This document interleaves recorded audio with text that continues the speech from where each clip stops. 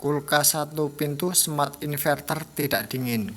Kata yang punya ini untuk kulkasnya hidup, cuman tidak ada pendinginan.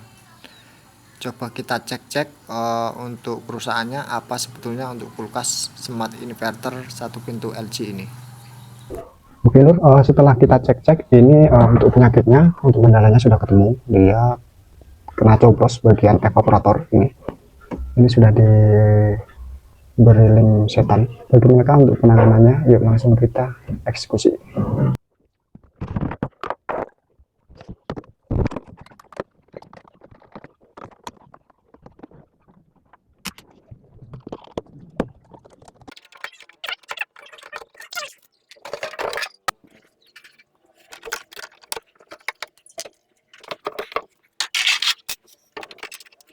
Untuk langkah awal penanganannya kulkas ini ya Lur, ini kan kena coblos pisau, jadi akan kita lepas bagian tutup evaporator ini, kita lepas, baut-bautnya kita lepas, nanti kita singkirkan ini, lepas itu kita tempel bagian yang terkena coblos.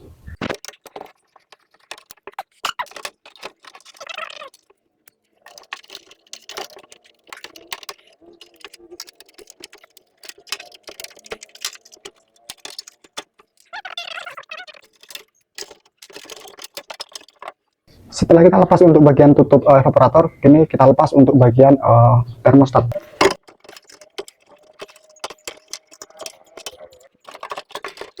Lalu kita lepas untuk bagian soket-soket ke termostat.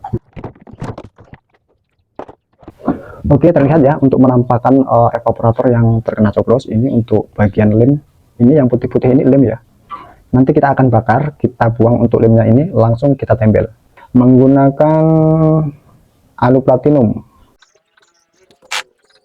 Sebelum kita memakai las di sini, alangkah baiknya untuk bagian belakang di kompresor kita potong dulu supaya anginnya habis, sisa-sisa angin ataupun gas habis. Jadi ketika dia di las, dia tidak keluar ke sini ya anginnya, dia keluar ke belakang.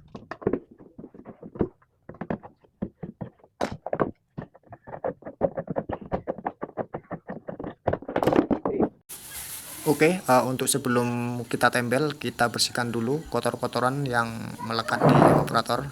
Kita bakar, kita bersihkan dulu.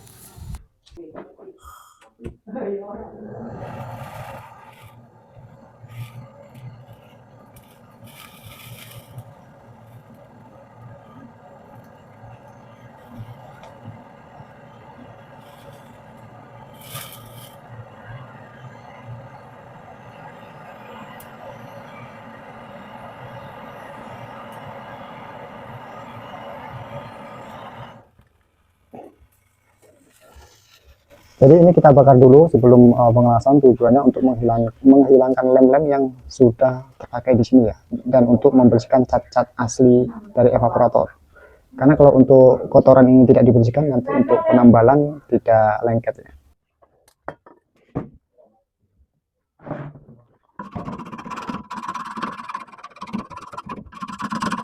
Oke, untuk lubang yang tercoblos ini besar ya. Ini setelah kita bersihkan cat-catnya, untuk sisa-sisa lemnya langsung kita proses penambalan ya.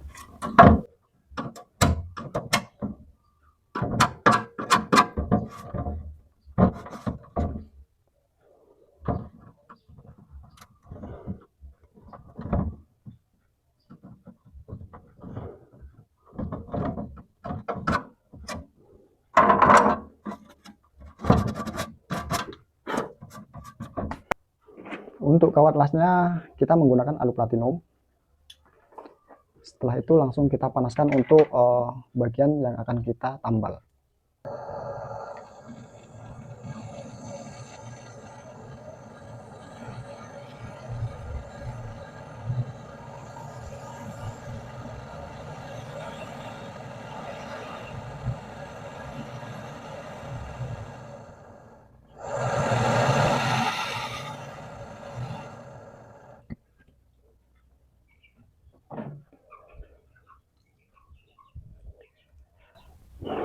Oke ya, setelah untuk penampalan ini sudah rapat, kita tunggu sampai dingin.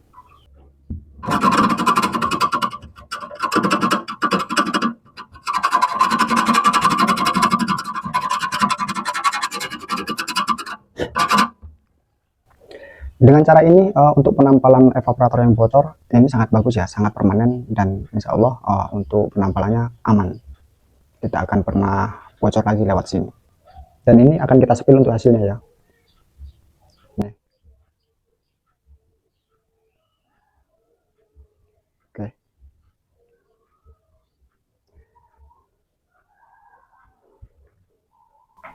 Untuk langkah berikutnya akan kita tunggu dingin dulu. Oke, untuk langkah selanjutnya kita pasang pentil bagian pengisian drum ini ya. Untuk kenyamanan kerja itu memang disarankan untuk memakai pentil untuk kenyamanan kerja. Cuman saya di sini tidak ada pentil pengisian. Saya di sini memakai pipa kapiler ukuran 0,80.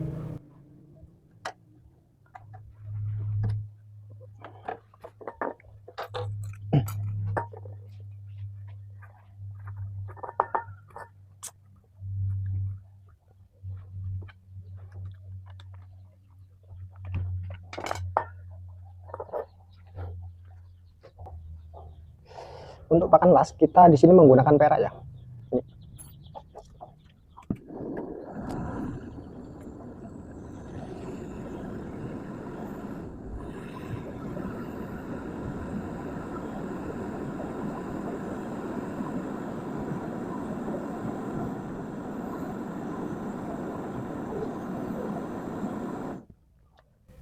Untuk api tetap terfokus, saya biasa tetap menggunakan tameng seperti ini. Ini terbuat dari sendok makan. Untuk langkah selanjutnya kita akan uji coba bagian tadi yang kita tambal evaporator. Kita sumbat bagian pipa hisap ini, kita sumbat sampai serasa tidak tahan. Lalu untuk bagian evaporator yang kita tempel tadi, kita kasih sunlight. Untuk langkah berikutnya ini kita pastikan untuk bagian yang kita tempel tadi, kita pastikan aman, tidak bocor ya. Kita menggunakan ini sunlight yang di botol ini. Kita kasih sunlight.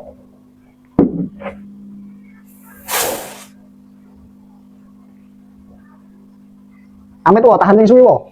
Tahan yang suwi.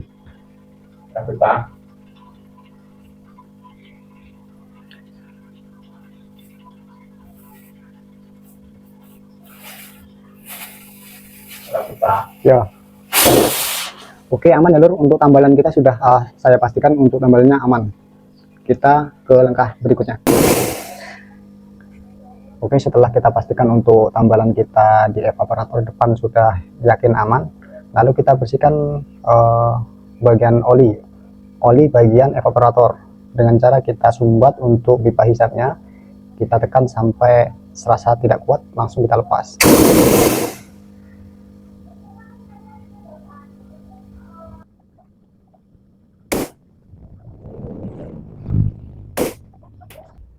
Kita matikan untuk kompresornya. Oke, setelah itu akan kita sambung lagi untuk bagian pipa hisap yang tadi kita putus.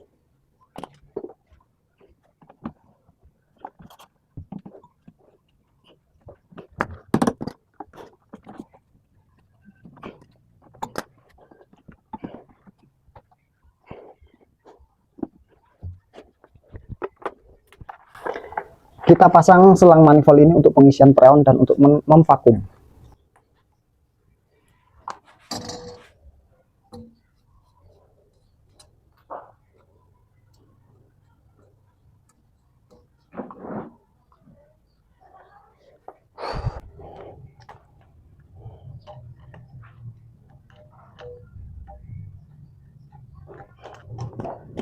Oke, di sini kita vakum ya.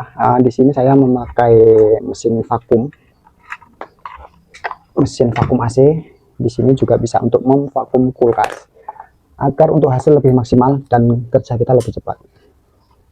Kita sambung untuk pipa yang tadi kita potong. Tadi belum kita sambung ya lur. Kita sambung.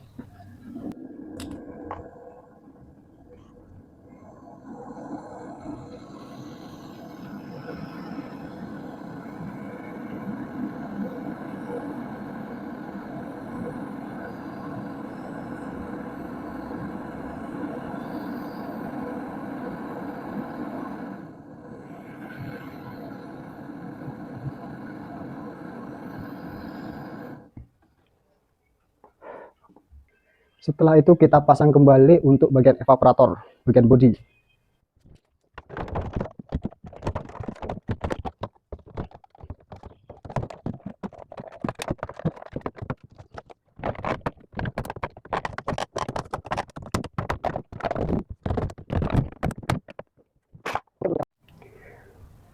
Oke, untuk langkah selanjutnya kita hidupkan untuk mesin vakum kita vakum sampai di minus 30 PSI. Kita hidupkan.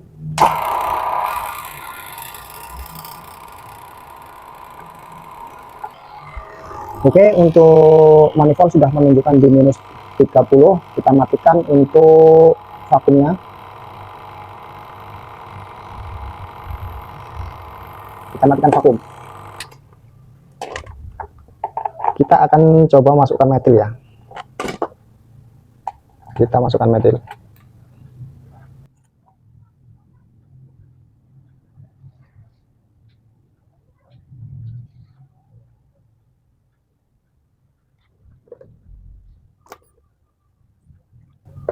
Oke, setelah sekiranya untuk metil sudah cukup, kita kembalikan lagi untuk selang manifoldnya. Kita tutup rapat. Kita buka untuk selang yang bagian vakum.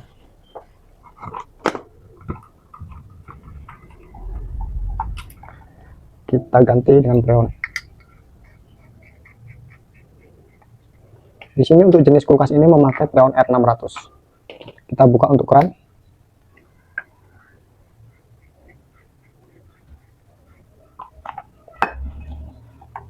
Setelah kita buka full untuk keran freonnya, kita buang untuk sisa angin yang terperangkap di selang ya. Oke, setelah keluar untuk freonnya, kita tutup kembali dengan kuat. Setelah itu kita coba masukkannya.